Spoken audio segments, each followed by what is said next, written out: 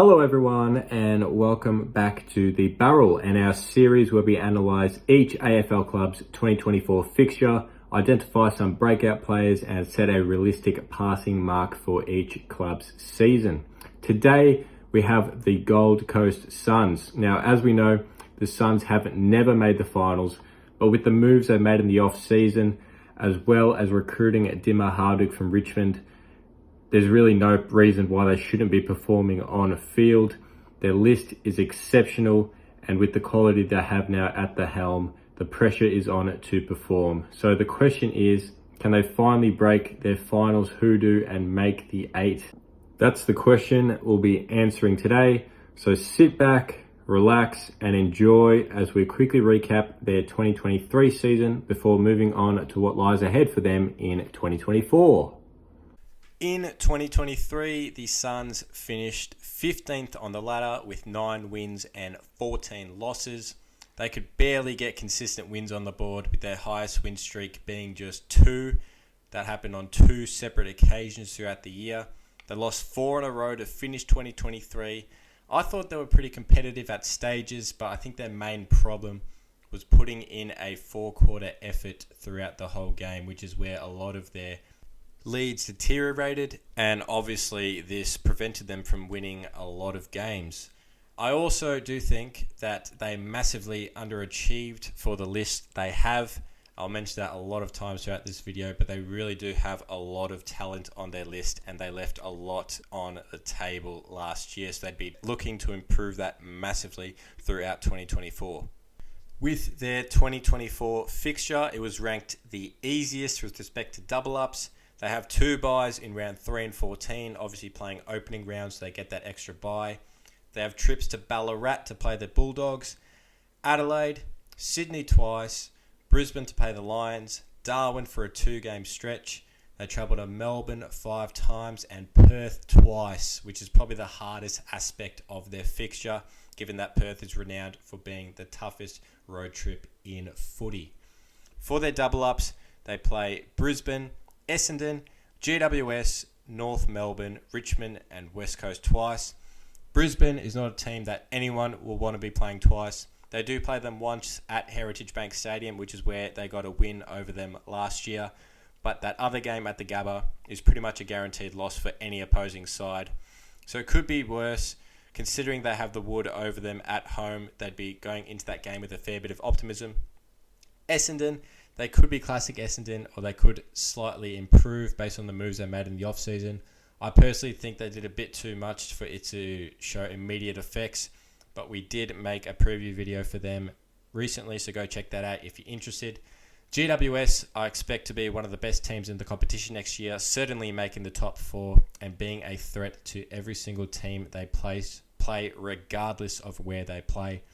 Now, these last 3 sides, North Melbourne, Richmond and West Coast, I expect to be towards the bottom of the ladder. North and West Coast had shocking years last year. Richmond could possibly slide, but you never know with a new coach, Adam Uze. But optimistically speaking, from an opposition perspective, as the Suns, you'd expect them to slide. And also with the whole Damien Hardwick narrative, you'd expect them to play extra hard against the Tigers and get those wins. Might be a bit harder at the MCG, but certainly for North and West Coast, I'd have them as a chance anywhere they play.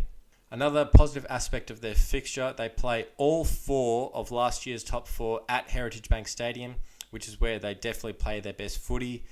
Maybe at Darwin, they probably rival the Heritage Bank footy due to the conditions. But overall, this is a fantastic fixture for them. They're the only club to play North Melbourne and West Coast twice, and all the hard opponents they play are at home, which certainly will allow them to give anyone a run for their money, as they beat Brisbane and St Kilda there last year. The AFL clearly wants them to do well with the money they've invested in the club, and this fixture clearly shows it. It really feels like a now or never period for the Suns, given their lack of success over the recent years since they came into the league. Now, for some 2024 potential breakout players, I've listed 3 based on what I saw last year. Number 1, Bailey Humphrey.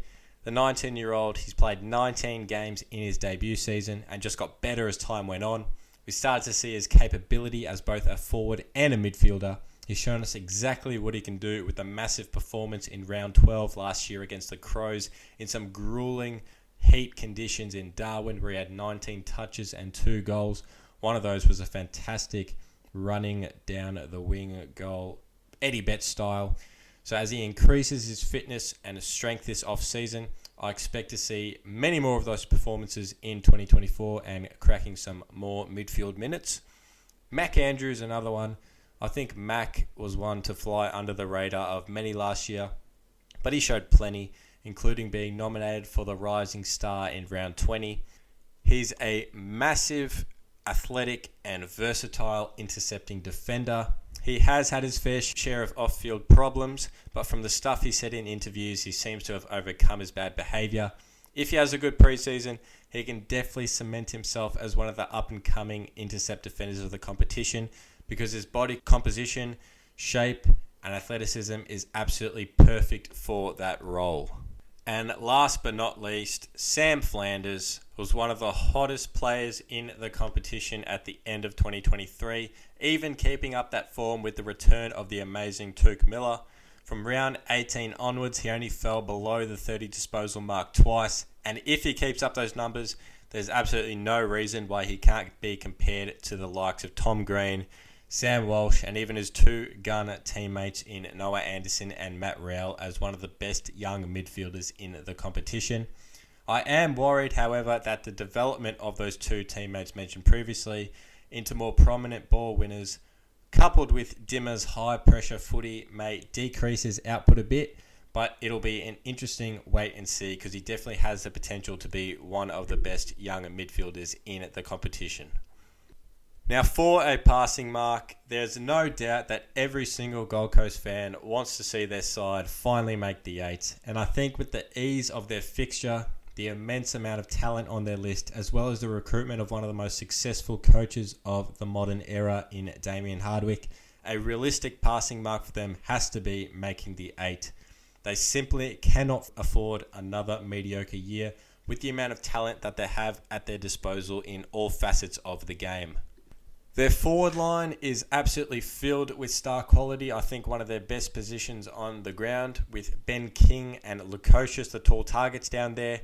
As mentioned before, Bailey Humphrey and Flanders will also likely pinch hit in the forward line when not in the midfield, and offer some quality talent around those focal points.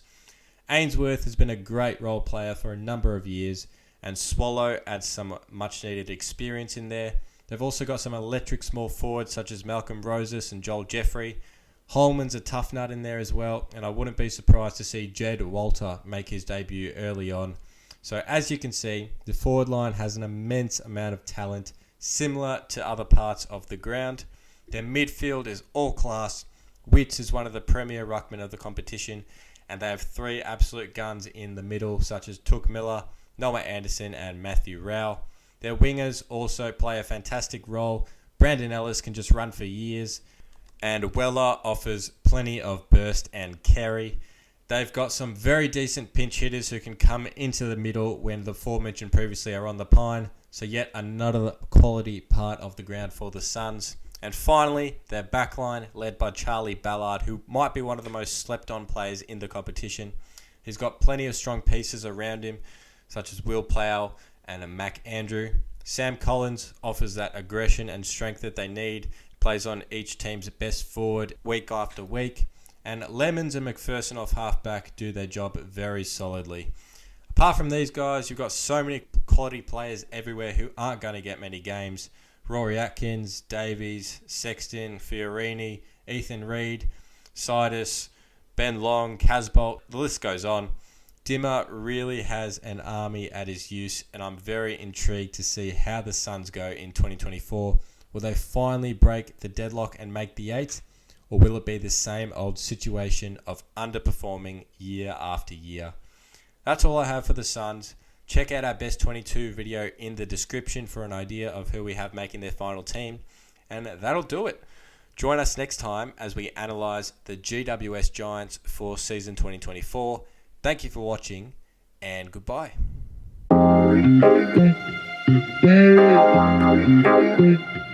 Hey.